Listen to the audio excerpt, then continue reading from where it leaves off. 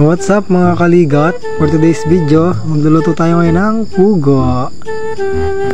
Bali, ito yung ating kakatayin, 25 pieces.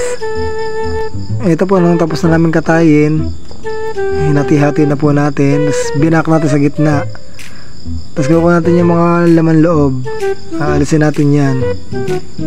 Pagkaalis ng laman loob, yan, ihiwala yung mga itlog, balunan, atay.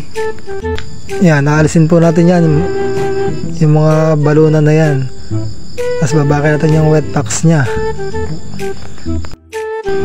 Tapos ang gagawin natin, hatiin natin yan, mga tira-tirang mga laman loob.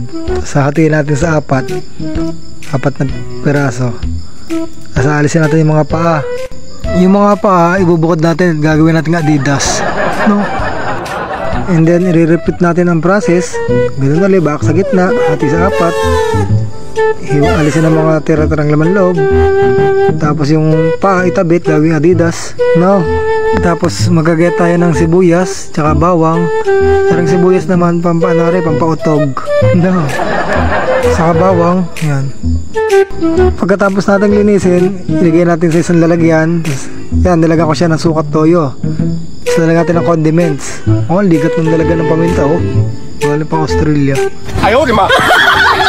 Tapos yan, magsisigang tayo. Lalagay tayo ng mantika. Papakulo natin sa tolyase. Tapos lalagyan natin ng sibuyas, pampautog, papakulo natin yan.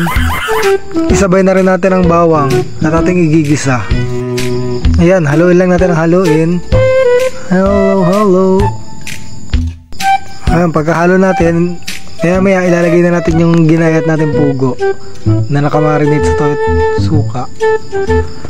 Ayan, ibuhos na natin ng pugo na ginayat na minarinate natin sa suka toyo. Haluin lang natin. Ayan, halo.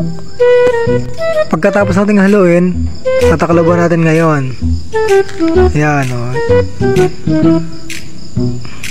Magantay lang tayo ng isang oras para lumambot. Yan, sinugaya kaligat niyan. Walang kabrikan. After ilang minuto, bibisitahin din natin kung malambot na siya. Parang puso ko nanlambot ng dahil sa iyo. Yummy te. Ayan, nakulo na siya. Parang kapitbahay mong galit sa'yo, nakulo na ang dugo. Gago! Bali mga kaligat, ito na lang natira sa ating finished product. Nakain ng iba. E di ipapartner ko na lang to sa aking favorite. Yan o, nasa likod. Si Ginebra San Miguel, ang tagay ng bawat Batanggenyong Pilipino.